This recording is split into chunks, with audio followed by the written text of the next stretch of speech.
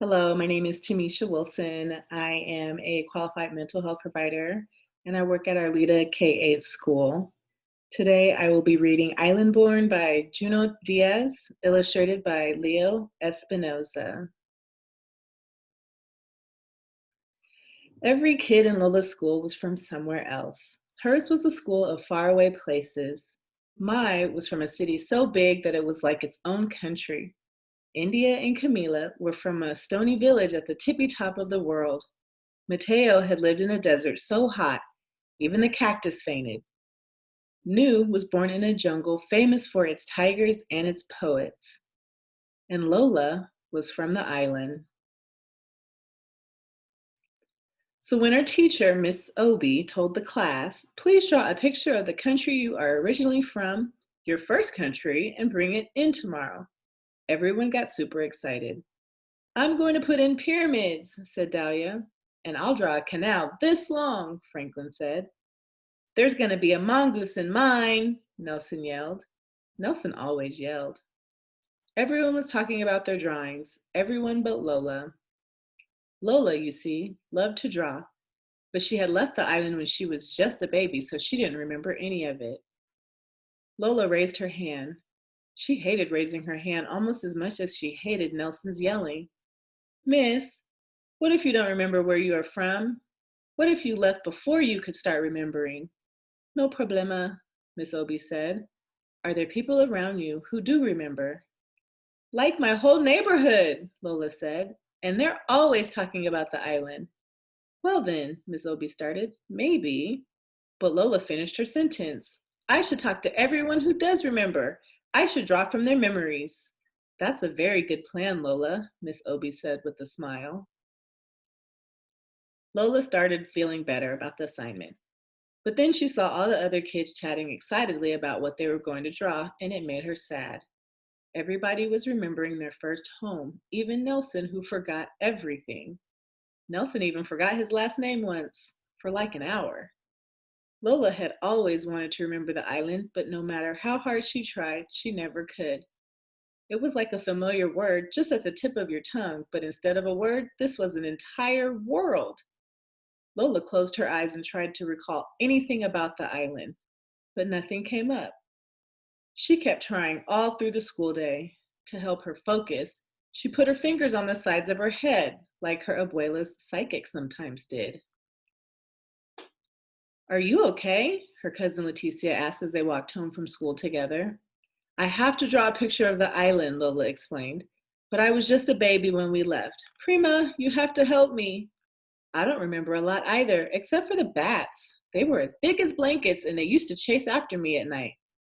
Blanket bats! Lola pulled out her notebook and began to sketch. Leticia stopped Mrs. Bernard, who always sold them crispy empanadas after school. Mrs. Bernard, what do you remember most about the island? Why, the music, of course. The whole country is like the inside of a guira, like the inside of a drum.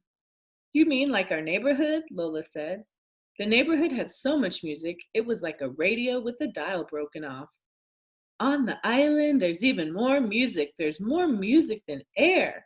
And everyone is always dancing, even their sleep people dance. Sleep dancing, Lola sketched. Leticia led Lola into the barber shop that her brother Jonathan owned. Lola has to do an assignment about the island. She needs to know what you remember most about it. Huepas, said Jonathan, laughing. The agua de coco. How wonderful it tastes when you drink it right from the coconut. Mr. Rodriguez sat up in the chair. And the mangoes that are the size of your head and so sweet. They make you want to cry, Lola said. She loved mangoes. That's it exactly. How much color there is, said the woman waiting with her son. Color for cars, color for houses, flowers everywhere. Even the people are like a rainbow, every shade ever made. Like us in here, Lola said. Even more color, the woman said. Agua, mango heads, rainbow people. Lola was trying to keep up. The island sounds so beautiful. Why did we even leave? Well, it isn't all beautiful, the woman's son said. The heat is on you like five bullies. The oldest barber muttered, and other things. Like what? Lola wanted to ask, but the oldest barber had already turned away. In the lobby of their building, the cousins ran into Mr. Muir, the superintendent. Leticia called out, "Hey, Mr. Muir, can you tell us what you most remember about the island?" "Nobody cares about that old stuff," Mr. Muir grumbled. "Just be glad that you live here." "Don't listen to him," Leticia said. "Keep going and call me later if you need any help, okay?" "I will," Lola said. When Lola got into the elevator, she put her fingers on her temples and closed her eyes. "Island," she called like it was a cat. "Island." But like a cat, the island did not come. At home, Lola found her abuela at the kitchen table trying to finish a puzzle. Abuela loved puzzles. "Abuela, I'm supposed to draw a picture of the island for school, but I don't remember it. Why don't I remember it?" "Hija, you were just a baby when you left." "But the older kids remember." "Just because you don't remember a place doesn't mean it's not in you." "Will you tell me what you remember most?" Lola asked. "Of course. What I remember most is the beaches. Hija, our beaches are so pretty. You know when you hear your favorite poem? That's how it is to be on our beaches. Fish jump from the waves into your lap, and at sunset, sometimes the dolphins will come out of the water to bow good night. And up north, where I'm from, there are even whales in the surf. Beach poetry, dolphins, surfing whales." Lola sketched as fast as she could. Lola's mother stuck her head in from the kitchen. "Hija, what I remember most is the hurricane that hit the island right after you were born. Like the biggest, baddest wolf of all. It huffed and puffed and blew thousands of houses into the sky." "Where were we?" Lola asked, her eyes wide. "We were hiding under the bed is where we were," Abuela said. "That's right," her mother said. "And you know what? You never cried once. You were such a brave little girl." "I wish I could remember that," Lola sighed. "Well, it happened," her mother said. "You might not remember the island, but it remembers you." "You should really talk to Mr. Muir," Abuela suggested. "He knows more about the island than almost anybody." "We tried asking him," Lola said, "but he didn't want to help. Mr. Muir can be a little grouchy sometimes. Let me talk to Mrs. Muir. I bet you we can get him to help." Abuela called downstairs and shouted at Mrs. Muir, who then shouted at Mr. Muir. The old people were always shouting at each other. That's how they talked. Maybe Nelson was an old person in training. "Go on down," Abuela said. Mr. Muir said he would try to help. Lola was a little nervous, but that didn't stop her from knocking on the super's door. Mr. Muir let her in. "Look how big you've gotten, Lola. Mr. Muir's in his workshop. Go right on in." Mr. Muir looked up from the contraption he was fixing. "Your grandma says you've been interviewing people about the island." Lola nodded nervously. "Yes, sir. It's for a class assignment." "What have they told you?" She flipped through her sketches. Bat blankets, more music than air, fruit that makes you cry, beach poems, and a hurricane like a wolf. "I see," Mr. Muir said. "So no one told you about the monster?" Lola's eyes got wide. She shook her head no. "Even those who know don't always want to talk about him." Mr. Muir turned toward the old worn map he had of the island. "Our island has always been a beautiful place. It was when I was your age, and it is today.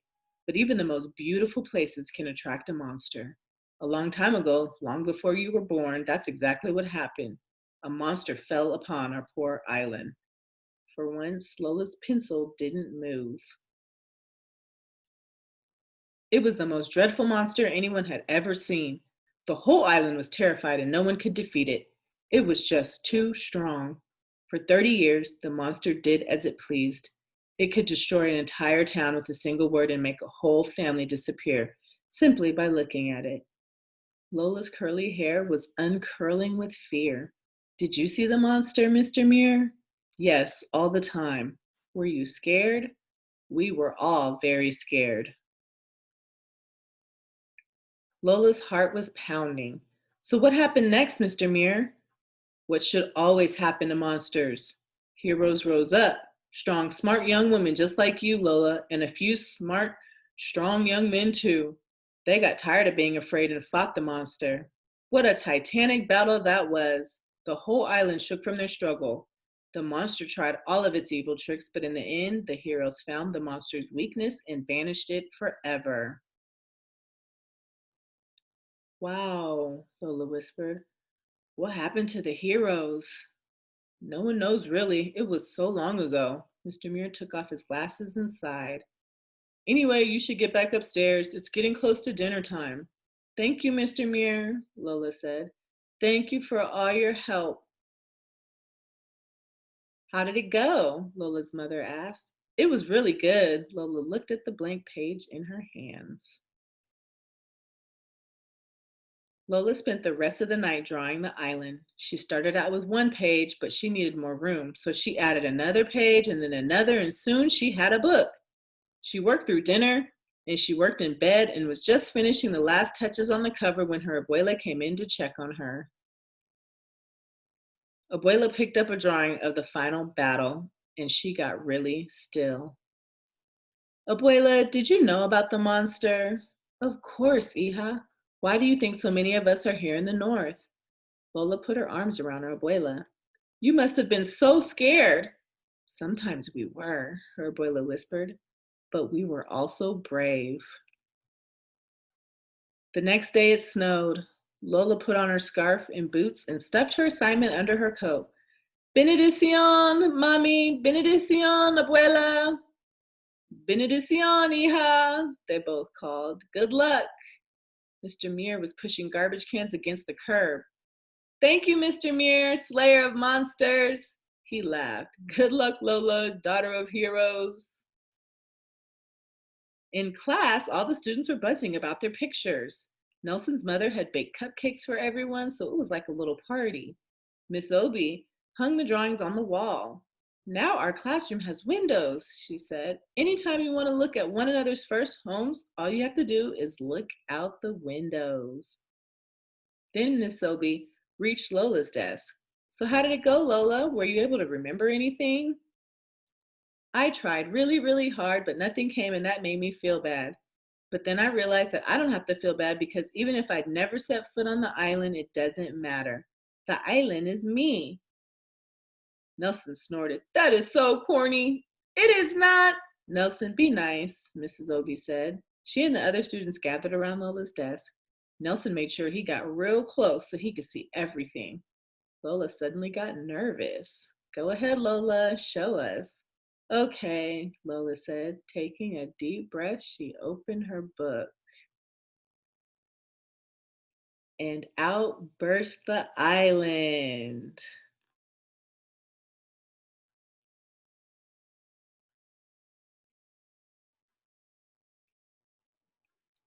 The end, El fin.